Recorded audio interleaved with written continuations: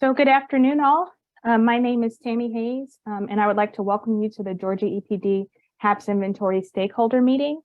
I am the current manager of the Emissions and Control Strategies Unit here at Georgia EPD. And joining me today is Emily Phillips. Emily is our HAPs Inventory Engineer.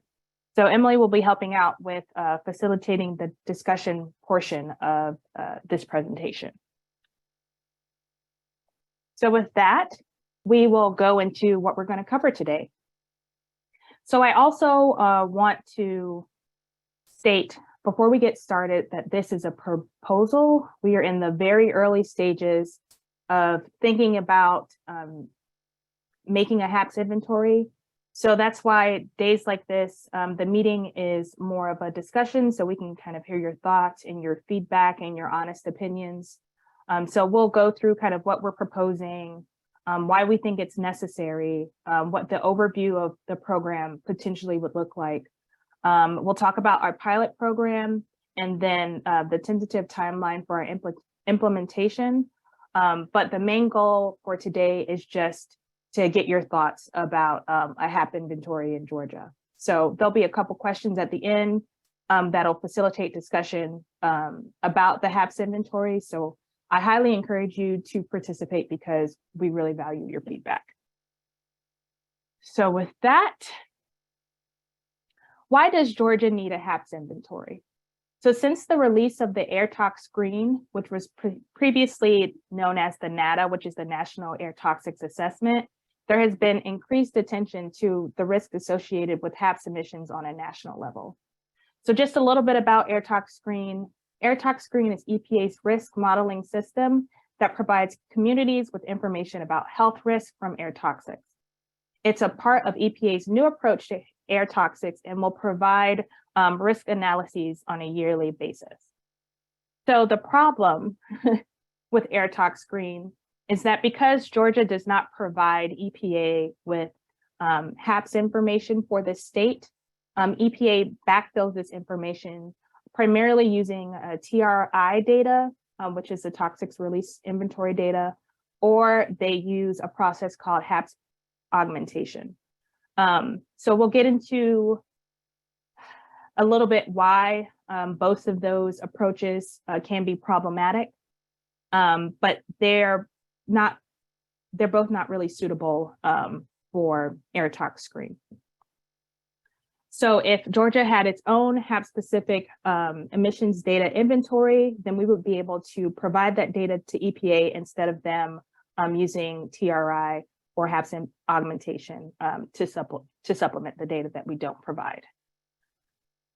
Also, another reason why we would like a HAPs inventory is because we're one of the only few states outside of Tennessee in the Southeast that do not require a HAPs emissions inventory data to be submitted as a part of the emissions inventory.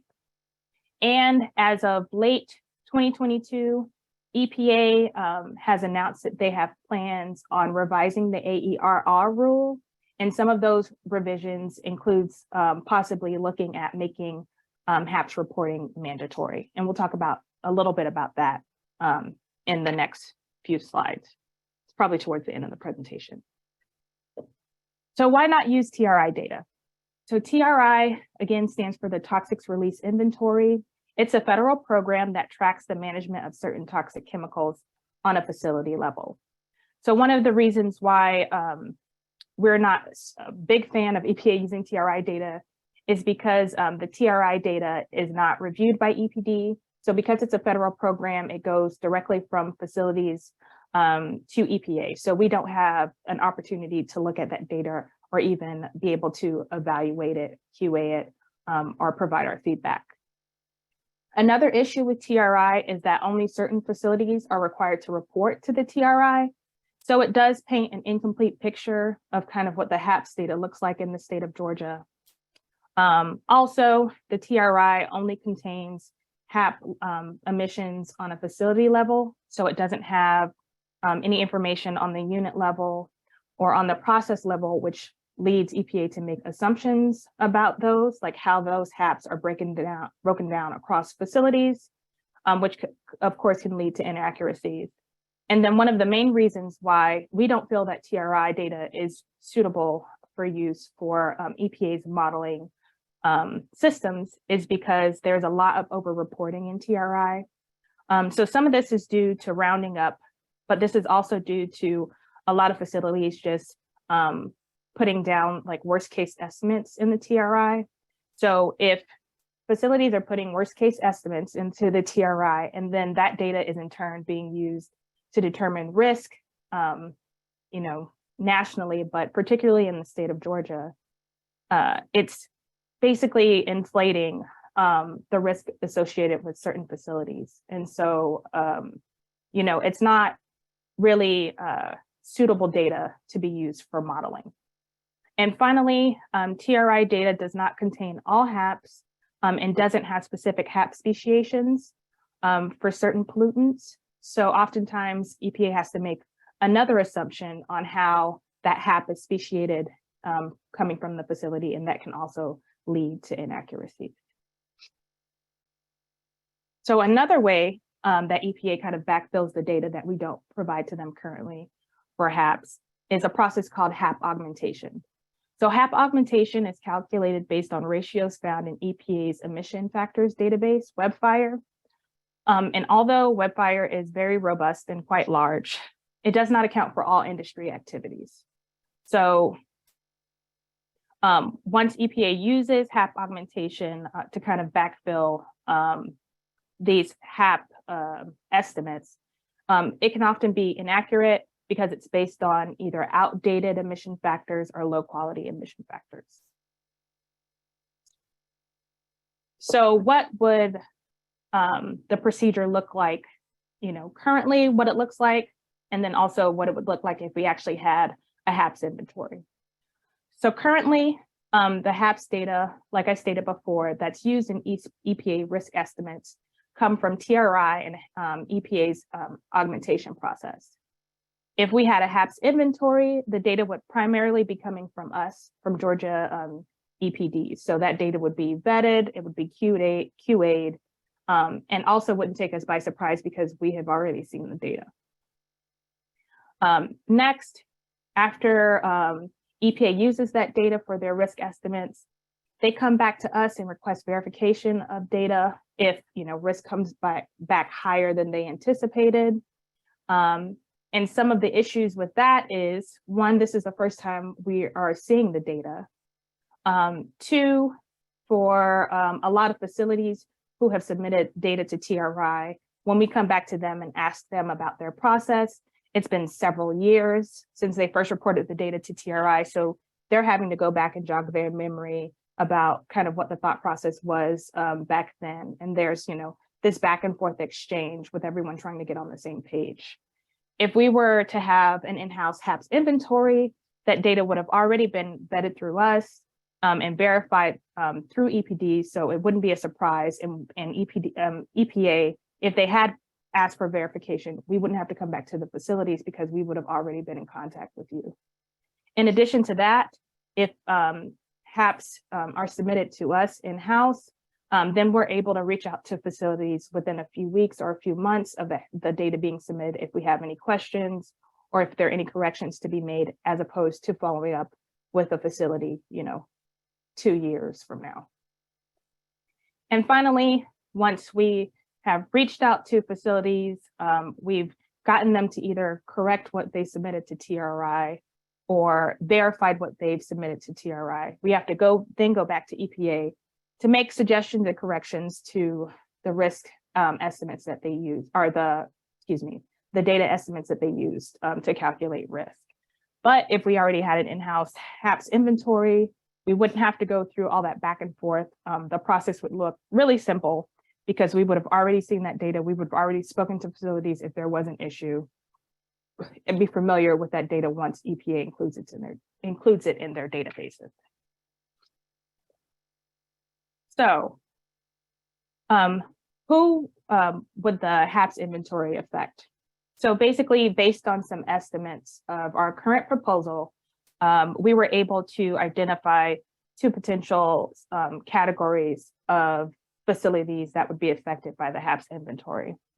So there are two types, Title V sources and SIP permitted sources. So Title V sources are defined as large and small point sources that are required by the AERR to submit an emissions inventory either on an annual or triannual basis.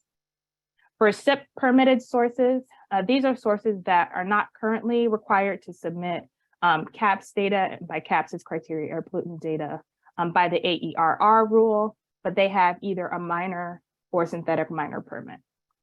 So just to make a note, facilities that don't have a permit will not be affected at all by the HAPs inventory. And also, if facilities, either the Title V source facilities or the SIP permitted facilities, if they were below the threshold, which we'll talk more about in the next slide, then they get to opt out and then they won't have to submit a HAPs inventory for that year. If they're above the threshold, then they would have to opt in and then submit a HAPs inventory.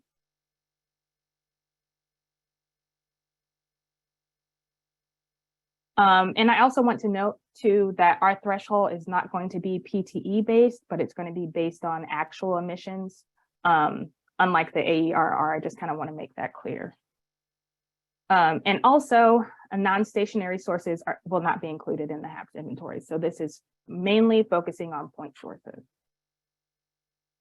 So just to give you a general guide, Emily helped develop this flow chart to try to get folks to better understand kind of where their facility would fall in the process. So the first step is to identify, is your facility one of the following? Is it a Title V source or a SIP permitted source? If no, then they're not required to submit anything related to HAPs emissions. If yes, then does the facility emit any amount of a pollutant of interest? And we'll define a pollutant of interest on the next slide. So if they emit any pollutant of interest, then they have to report annually. If they don't emit a pollutant of interest, then we go to the next question. So does the facility report to the emissions inventory annually? So if they report to the emissions inventory annually, then we have to ask, are they, over or under the amount for the threshold? If they're over the amount for the threshold, then they have to opt in and report. If they're under the amount of the threshold, then they get to opt out. And then the same question applies if the facility has actual emissions over the total HAPs threshold in a given triennial year. So this will cover smaller point Title V point sources as well as SIP permitted sources. So the same thing applies. If they're under the threshold, then they get to opt out of emissions inventory, of the HAPs inventory. And if they're over the threshold, then they have to opt in and report. So currently the threshold being considered is 0.2 tons per year of total actual HAP emissions in a given inventory year. So we'll talk more about that and get your opinions on if that's appropriate or not. So going to our other reporting considerations. So for pollutants of interest, they're defined as pollutants that must be reported regardless of amount emitted. So we've been kind of thinking about the types of pollutants that we would consider pollutants of interest. So they include ethylene oxide, hexavalent chromium, and mercury. But again, these are potential POIs. And then we're also thinking about perhaps exempting some activities from being considered or being required to report to the HAPs inventory, but that's for a discussion later on today. So, okay, you determined if you would be required to report or not under our proposal. How would you submit that information to us?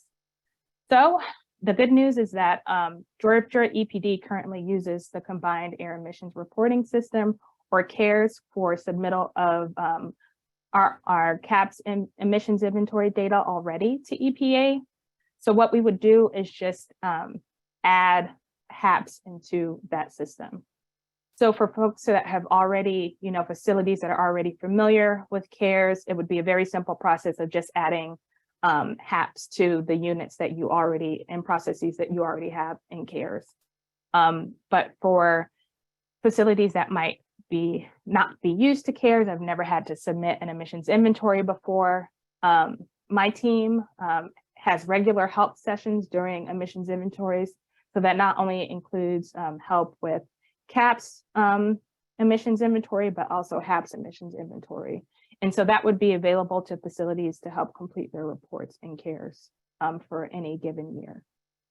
And also one of the good things about being able to report HAPs and CARES is that there's an option to push that HAPs data into TryMeWeb to fill out your Form R for the TRI.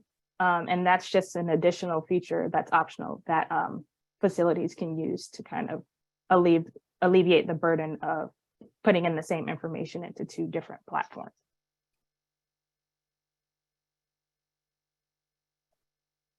So just to talk a little bit about our HAPs pilot program. So EPD conducted a pilot program for the 2021 emissions inventory, and it was a voluntary program, basically for us to kind of get some feedback and also ask people their experience of putting in HAPs data into CARES. So 6 facilities participated, and they represented the following industries: pulp and paper, painting and coating, automotive manufacturing, beverage manufacturing, and chemical manufacturing. And so this year, we're trying to include even more facilities.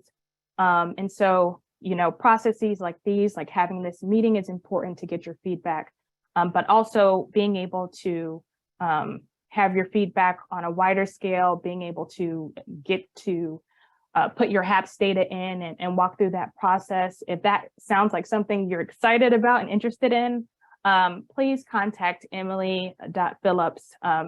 Please contact Emily at emily.phillips@dnr.ga.gov, because we are actively recruiting to get even more facilities to join the pilot program. So some of the key takeaways that we learned through the pilot was that there are a lot of facilities that operate in Georgia, but also operate in other states. So we kind of got an opportunity to pick their brain about how other states handle their HAPs inventories. And then we were able to get kind of like a range of how long it took to put in HAPs information into CARES. So depending on the size and operations of the facility, it took anywhere from 15 minutes to 6 hours. But we do anticipate that the effort will decrease in the following years in CARES, because updating emissions requires less effort than initial creation. And we've seen that already with CAPs, so we expect the same with HAPs seminal data from CARES. So going into kind of like the next steps. And again, I want to reiterate that this is just a proposal. So our tentative timeline for implementation would be starting with this meeting, which is our initial stakeholder meeting. And then that would be followed by initial comments. So we'll be taking comments and questions during this meeting today. And then if you have any follow-up or you would like to contact us later on, you can do so up until March 15th of this year. We plan to have a second stakeholder meeting once we've, gone over your comments and discussions and had an internal discussion in either April or May. That way we have an opportunity to kind of update you on where we are in the process. Then hopefully in September, we'll be able to brief the Department of Natural Resources Board on the proposed rule addition. And then following that, October through November, there would be a public comment period. And then by January of 2024, hopefully, again, this is proposed next year, we would request to the DNR board to adopt the proposed rule revision. So what that would look like for you, and again, this is proposed, that the first HAPs submittal would not be due until June 30th of 2025. And that would be for the 2024 inventory year. And that would be particularly for Title V sources that submit CAP emissions data annually. And then the first triannual submittal would not be due until June 30th, 2027. So that would include other Title V sources and then the SIP permitted sources that we discussed previously. So just to kind of reiterate what I said in the beginning slide, so EPA does have plans to revise the air emissions reporting requirements rule. And so they stated that they're considering how to improve the quality and completeness of hazardous air pollutants, emissions from stationary sources, and perhaps requiring HAPs for point sources is essential to addressing continued public health risk and environmental justice issues. So according to them, their plan is to have a final rule out by 2024. And so for us here at EPD, we'd rather be proactive instead of reactive and kind of have something on our own so that we have a better sense of what our HAPs look like in the state of Georgia. So with that being said, I am going to now open it up for discussion. Emily, if you want to help me with this, just to reiterate, if you would like to make a comment, please virtually raise your hand by using the reactions menu at the bottom of the Zoom screen and select raise hand. If you have joined this meeting by phone, we ask that you press *9 to indicate that you would like to make a comment. So I'm going to put the first question or topic up for discussion and then hopefully wait to see engagement. So our first topic for discussion is the reporting threshold of the 0.2 tons per year of total actual HAPs emissions. So what are your thoughts about this threshold? Do you think that it's too high or too low? Do you work in other states? Do you feel like this is consistent with what other states are doing with their HAPs inventories? And also, honestly, how do you feel about having a HAPs inventory in general in the state of Georgia? We would love to hear from you. So, Emily, is there any hands or anything yet? I see someone in the chat asked, how did EPD arrive at these numbers? So I don't know what numbers you're referring to. Are you referring to the threshold? Or are you referring to the facility estimate? Oh, the 0.2. Yeah, okay, thank you. you. So we actually did a survey for, okay. So we actually did a survey for across the southeastern states, and we did kind of a cursory review of an estimate, essentially, of what we thought facilities that we have that are existing facilities in our inventory, in our database for Georgia, kind of what HAPs they would have, and estimated what HAPs that we think they would have, and we tried to capture that. So it was kind of a combination of existing facilities in Georgia and kind of making some assumptions about possible emissions for those facilities, and then also looking at other states. Yeah, someone asked if the 0.2 tons per year is for the whole facility or by HAP, and that's total HAPs. Yes, that's total HAPs, correct. Don't be shy. You all are welcome to you know, raise your hand and ask to unmute your line. Okay, I think I see a raised hand. I do too. I'm unable to figure out who it is up there. Okay, Alex, I think. Yes, we're trying to figure out team. Zoom. Yeah, hey there. Teams. Can you hear me? Yes, we can. Hey, the 0.2 tons per year seems really low. I know that obviously major source thresholds are 10 and 25, 25 for all HAPs combined and 10 for any single hazardous air pollutant. Are you expecting us to report every single hazardous air pollutant or only select hazardous air pollutants? Anyone that's over 0.2? It just seems like a really low number. You'll be catching a lot of hazardous air pollutants in that situation. Yeah, so we expect it to be a lot larger of an inventory than we have now for our HAP submittals. In the there's like another slide where we talk about like kind of de minimis values, but it would be, and this is again proposed, it would be based on, you know, all the HAPs that are listed by EPA, so the 180, so 188.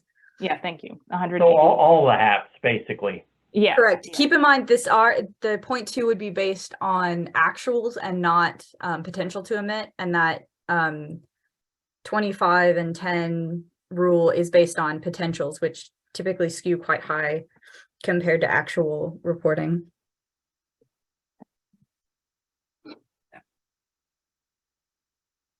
And I'm assuming that emissions would be by point source, not by facility, but by the actual. So if I've got 35 paint booths at my facility, I would have to report the breakdown of individual HAPs per paint booth. Correct. Yeah. And then, you know, then you would have a total for your facility, but yeah, it would be broken down by your units. What if we're already implementing the maximum achievable control technology? Is that going to change based on the results of this? I'm not sure. I don't think so. I can circle back with you, but this is just, oh no, my boss says no. So no, I don't think that it's going to affect that. It's just kind of getting an inventory so we can capture, you know, what's going on with the HAPs in the state of Georgia. So there are a lot of people that are saying that it's low. Did you guys have like, I guess, any comments about, you know, what you're comparing it to? Like, I know that Emily said that there's, you know, the 10 and the 25 are based on potential HAPs. Does it change your mind that it's based on actual? Oh, go ahead. How was the 0.2 derived? I mean, did they just, I'm assuming they didn't just pick it out of a hat. No. Like I said before, and again, this threshold is up for discussion, but we based it upon kind of assumptions that we made for estimates and for the state of Georgia based on kind of what facilities are already existing here and what we would expect them to report using emission factors. So again, it's not a perfect process, but that was what was accessible to us. And then also we did a survey, we conducted a survey back in 2020 to talk to other states in the Southeast about kind of how they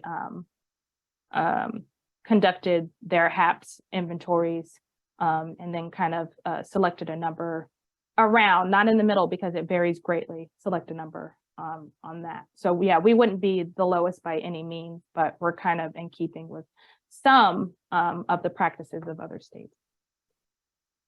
All right. Will Cook had raised his hand next, so.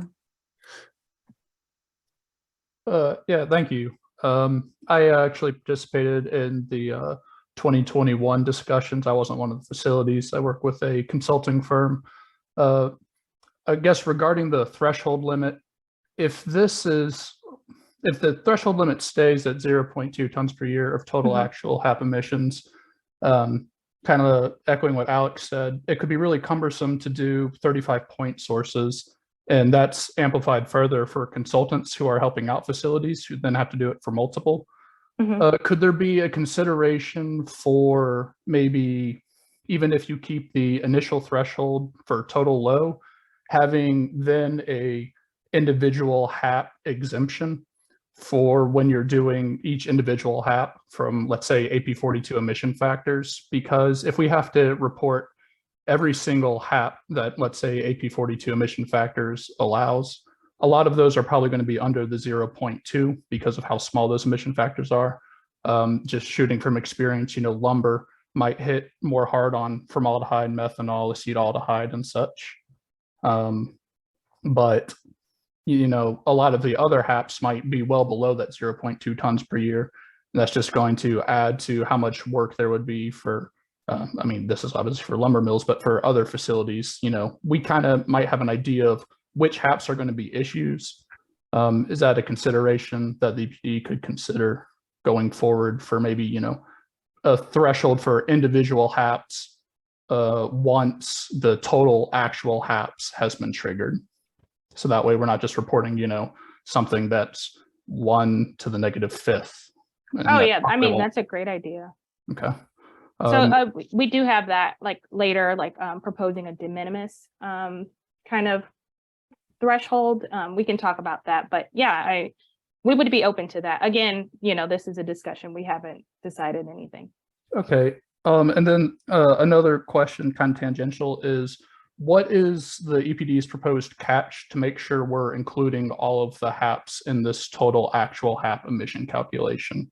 I've worked in some other states that use like the SIC to determine which HAP should be related to certain equipment.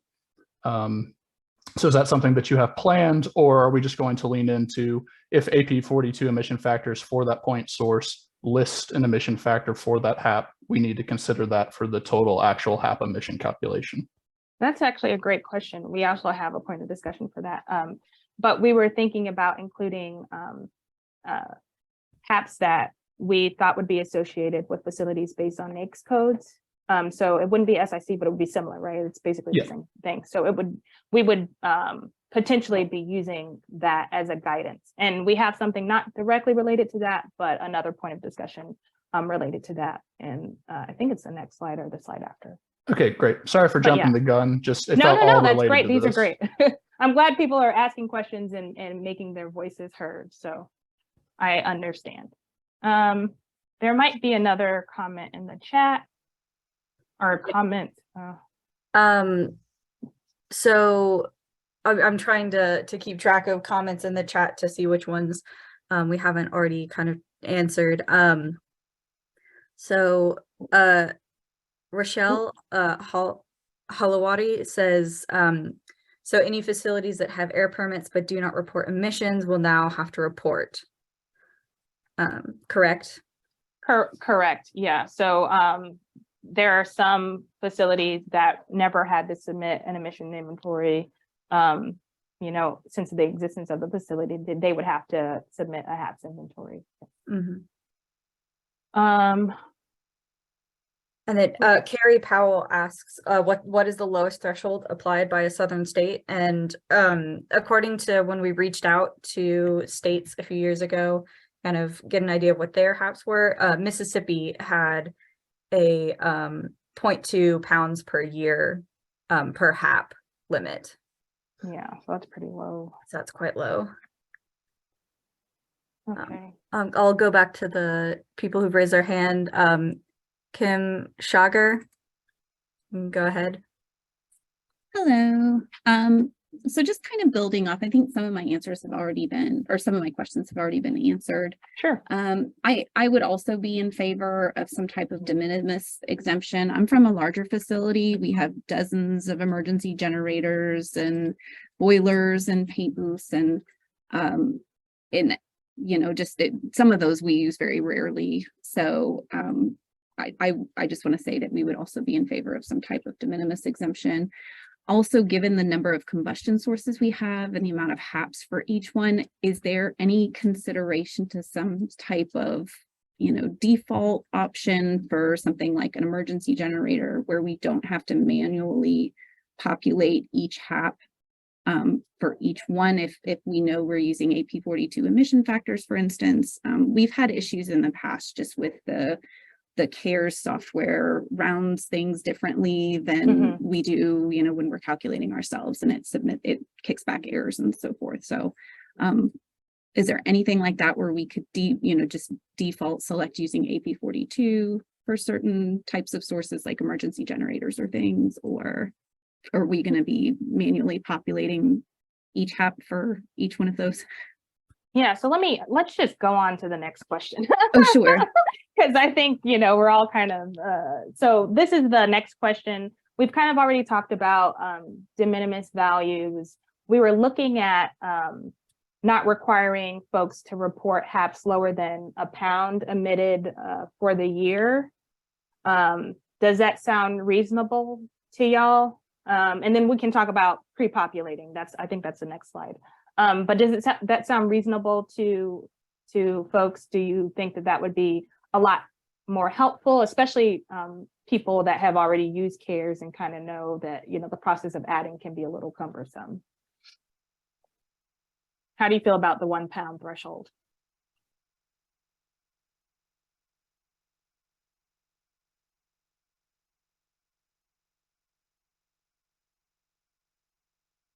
Okay. We can probably go back to the chat if I don't get any hands. Yeah, I'm not seeing any. Someone said better. Okay. Said better. Okay. And then Alex Elwood raised his hand. So go ahead, Alex. 1 pound? That Yes. seems really low. That's wow. So that would be 1 pound. Yeah. Per Anything like, over, anything 1 pound or over would have to be reported then. yeah, and Correct. that would be Anything over 1 pound would need to be reported and would count towards that 0.2 tons per year threshold. And if that's hit, then you would need to report anything over 1 pound. yeah, correct. But you know, that's a And that's 1 pound in a year, correct? correct. Yes.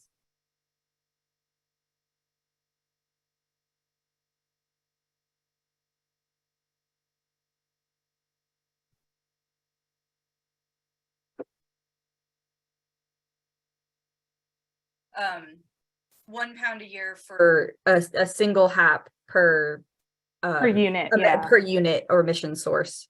Yes. All right. Courtney Adcock, if you want to go ahead.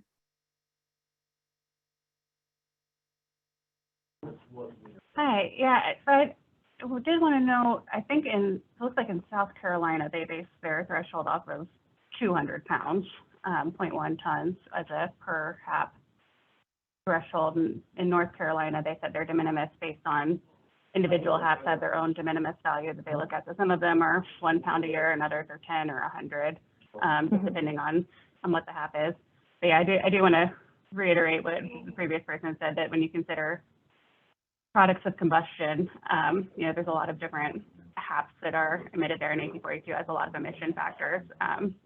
So if we're talking about such low thresholds, you might see a lot of sources that have like natural gas boilers or emergency generators brought in, even if they're combusting clean fuels, particularly if you're talking about, I know we haven't gotten to the pollutants of interest yet, but that's something that I thought about too when I saw chromium and mercury on the list of pollutants of interest, is that AP 42 has emission factors for both of those, for number 2 fuel oil and for natural gas combustion. So you'd see a lot of sources potentially brought in that way. Okay. With some of those thresholds. So do you think that it would be helpful to folks that have, you know, some of these combustion processes if we outline, you know, what HAPs we would associate with them, for example? Yeah, I mean, I imagine that most people combusting natural gas or fuel are just using AP 42 to calculate emissions. There might be some exemptions, like if sites have site-specific formaldehyde emission factors for very large sources of combustion. But yeah, I think for the most part, maybe AP 42 that everyone's pulling in. And we're also, one of the exemptions that we were also considering was, you know, natural gas combustion and exempting some of those HAPs because we know that they're really low. But we kind of wanted to know your thoughts on it.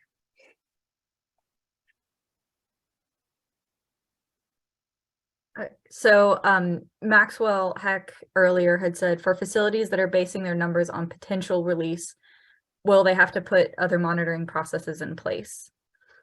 I don't know about other monitoring processes, but we would probably require, and again, up for discussion, probably require, you know, you either use an emission factor of some sort to come up with your actuals instead of using potentials. Because again, we're trying to mitigate the problem of using unsuitable data to determine risk.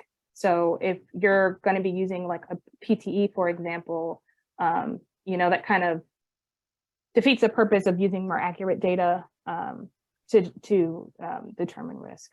So, okay, I think I see another raised hand. Yep, Tatiana, do you want to go ahead?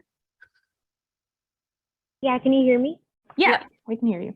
Yeah, so it seems like the de minimis value for 1 pound would be by emission source, right? Not for the entire facility for the year? It would be, yeah, it would be by emission source. And I don't know if that would make it better or worse for folks. I'm just kind of getting an idea of the numbers, we're thinking about. Yeah.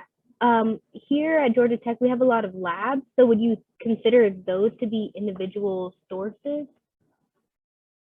What, the lab itself? Yes. Or would it be like the process as a whole? Oh, that's a good point. I don't think we've considered labs. Unless you're going to exempt research. Unless, I'm sorry.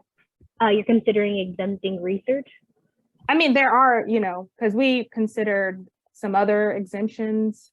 So for example, some hospital activities, but we had not considered exempting research. So that's something that we could discuss for sure. Okay, yeah, I don't know exactly how many labs we have on campus, but I think there's over 100. Okay.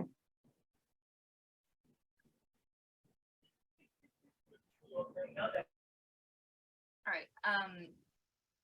Rochelle in the comments said many of my facilities only have HAPs from stationary combustions. This would be quite a burden. I guess we already addressed that comment about natural gas and potentially having exemptions on certain kinds of natural gas burning. Mm-hmm. Jill Holmes in the comments, just to clarify, we are talking about HAP emissions, not all individual VOC emissions. And that's Yes. correct. We are only talking about I mean, a lot of HAPs are VOC, but we're only talking about those 188 that are listed on EPA's website as hazardous air pollutants. Correct. Yeah. And yeah, so I'll bounce back to raised hands. Alex Elwood, you want to go ahead again? Sure. I mean, we have a lot of point sources. A lot of them are booths, which, emit VOCs and inorganic HAPs. Mm-hmm. Then we also have emergency generators, about 40. Obviously, they're under the Rice area source MAC right now, but those are grouped. I don't know if there'd be a way to report things as a grouping, or would we have to do it by individual generator? And then the other thought would be fugitive emissions, where we're using solvents. I believe that a lot of fugitive sources, when we did the emission inventory a while back, we used the building, the centroid of the building as the emission point. Would you actually have to look at individual ventilation openings or ductwork in a building to try to determine the point of emission of the HAPs associated with solvent use? So to answer maybe I'm overcomplicating it, but to answer your first question, because you would be using CARES, if you already have a group for your paint booths, and that was a good point, and I didn't bring it up when I think it was you who talked about your unit level emissions. It would still be considered unit level emissions if you grouped like units together, like we already allow in CARES. So if you have a bunch of emergency generators, for example, that are all relatively similar that you've already grouped in your emissions inventory, then you would be able to use that same group to provide your HAPs information as well.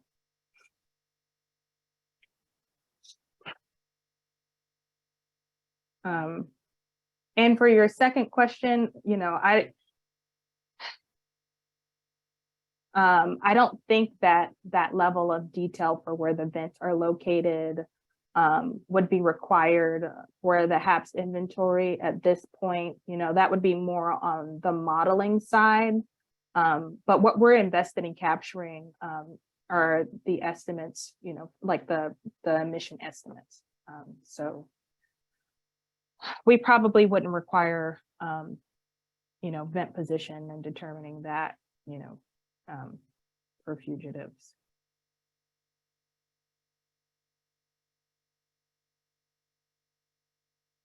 So some people, Courtney Adcock and Jill Holmes in the comments mentioned insignificant and trivial activities being exempt and miscellaneous welding activities. I believe those are both things we have considered in our exemptions list. Yeah, so definitely looking at Mhm. insignificant activities that we've already listed on the Georgia website that I believe are associated with permitting. We've considered those as well as, what we're talking about now. There are several things that are up for discussion. And like one of the things that I don't think we were really thinking about were, labs at Georgia Tech, for example. So anything you can think of that you think should be at least considered for an exemption, let us know so that we can go back and talk about it and consider it.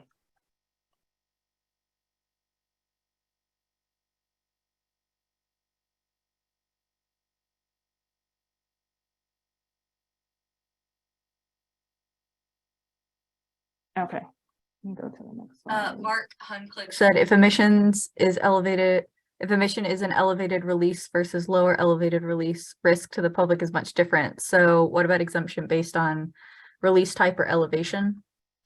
So I don't know if there would be an exemption for those, but they would definitely be modeled much differently. I can talk to those that are more familiar with kind of where the releases is occurring and see if that would impact the HAPs inventory. But it seems to me that would be more of like a modeling thing, but I'm not sure. So we can move on to the next question. So I kind of talked about this before, but would it be desirable to have a pre-population of expected HAPs in CARES for facilities based on NAICS codes?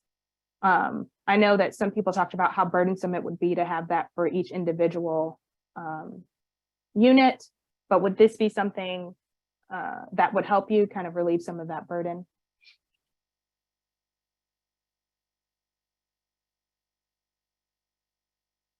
Seems like there's a pretty resounding yes. Okay. Oh, good. Okay. Mhm. Okay. We weren't sure, so I'm glad. And I kind of a follow-up question to this is, would any of you, now that we talked about being able to take HAPs data that is inputted into CARES that's been certified and push it to TRI, would any of you be actually interested in that feature or not?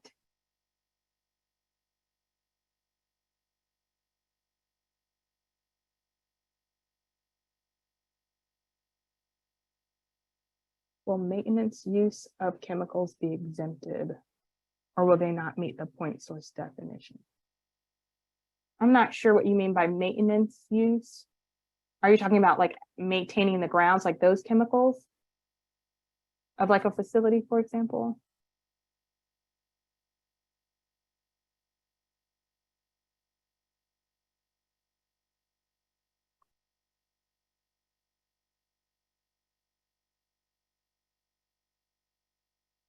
Sorry, and now I'm reading, I have the chat up, so I'm going to read the chat a little bit, Emily.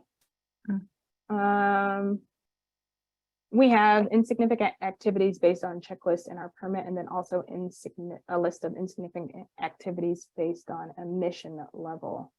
Would we need to gather and report data for these insignificant activities? This includes rice, laboratory fume hoods, dust collection for air showers, etc.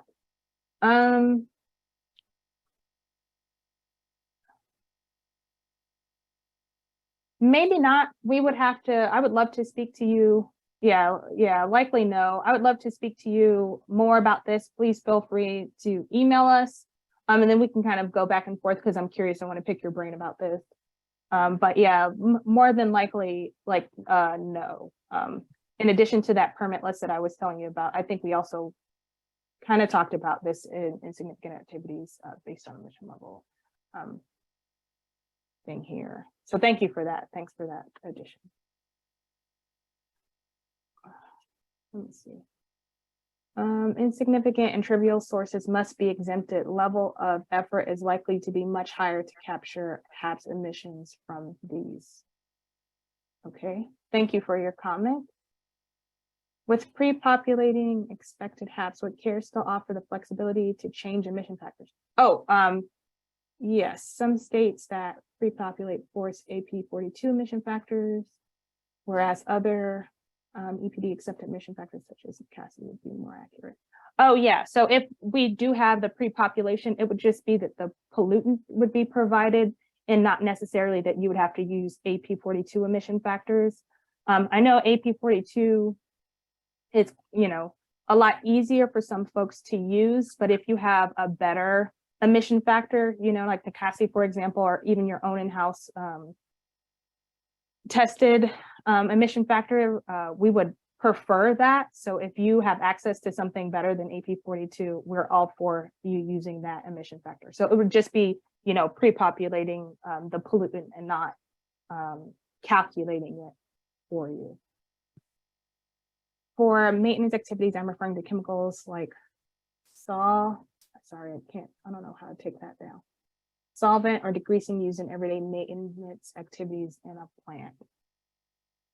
So I'm not sure how maintenance activities are viewed now, if they're point sources or not. I don't think that they are, but I would have to double check, but I don't think that they're considered point sources. So that more than likely might not have to be something that you report. But again, I'm not 100% sure on that. Someone had asked about my email address. Oh, on okay. the point of contact person. So I'm just going to go ahead and drop it into the chat for everyone. Yes, it's on a a lot later easier slide. to copy and paste from a chat than Yeah. to copy from a slide. Yeah. Okay. So let me go on to the last, and we've kind of jumped the gun, but I think this is second to last. Sorry. So we are in the process of developing a guide that would go along with the rule. And so some of these are excellent things I think that we should include in the guide, like making sure that we list any insignificant activities and kind of also talk about thresholds and anything else that we would like to see. But is there anything besides those things that you would like to see in the guide? Like, would you like to see a tutorial on how to submit HAPs? You know, what activities are exempt? Do you want to see some example submissions? What do you think would be helpful to include in the guidance?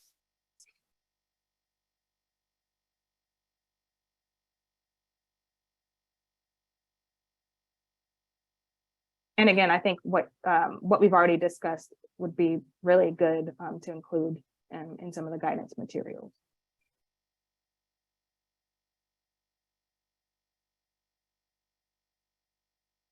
Okay, that's a good one. So industry specific factors and examples.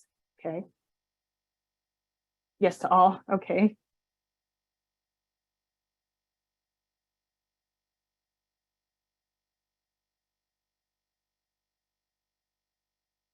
Okay. And we're about 5 minutes left, so I just want to kind of power through to the last one.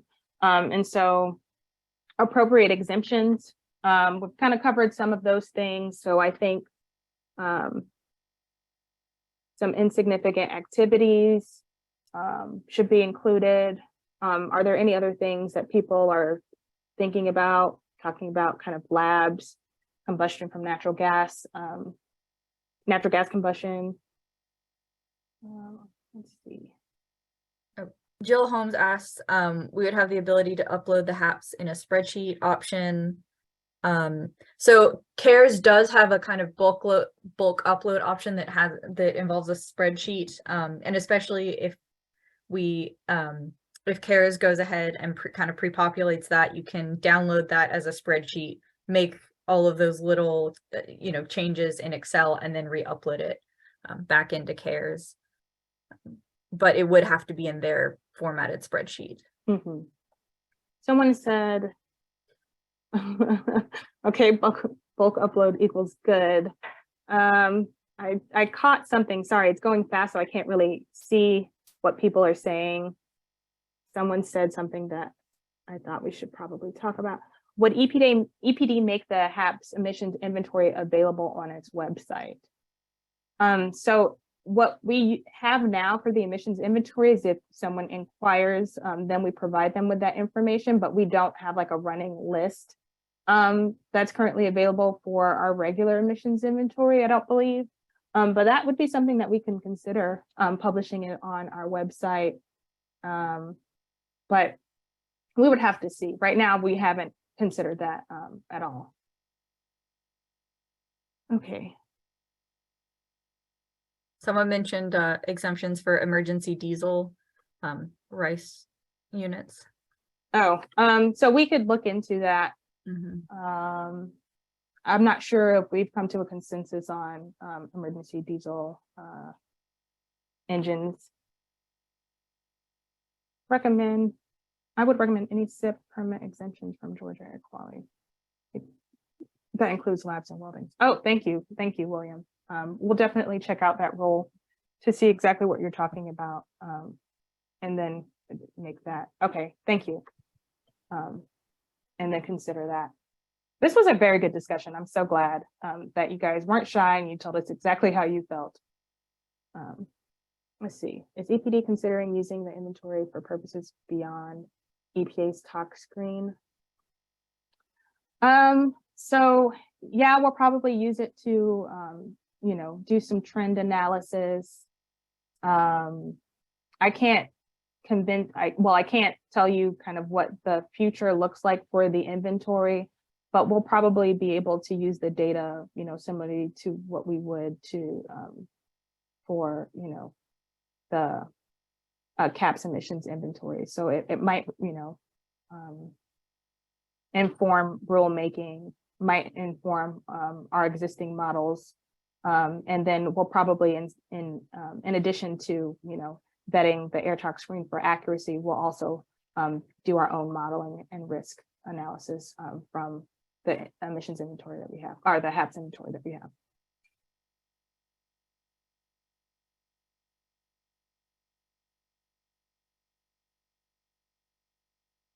Okay, we have a minute left. So just any general questions or any comments before we wrap up? Oh, do you intend to broadly allow sources to report HAPs emissions based on AP 42 emission factors, no matter how low rated they are?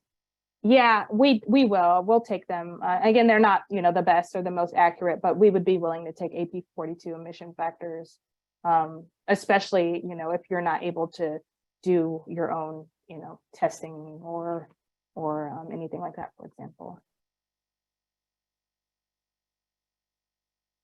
Does anyone else have any follow-up thoughts? Thank you. Honestly, we really appreciate the discussion. And again, we're here to serve. Okay. Thank you. So with that, my name is Tammy Hayes. Emily is our HAPs inventory engineer. So if you have any other follow-ups or something that pops in your head that you want to talk about, please send Emily an email at emily.phillips@dnr.ga.gov. Also, Emily's phone number is 470-251-4176. So after this meeting ends and the recording is complete, we're going to post this on the website. So hopefully others who didn't get a chance to join will be able to view it and then also submit their comments.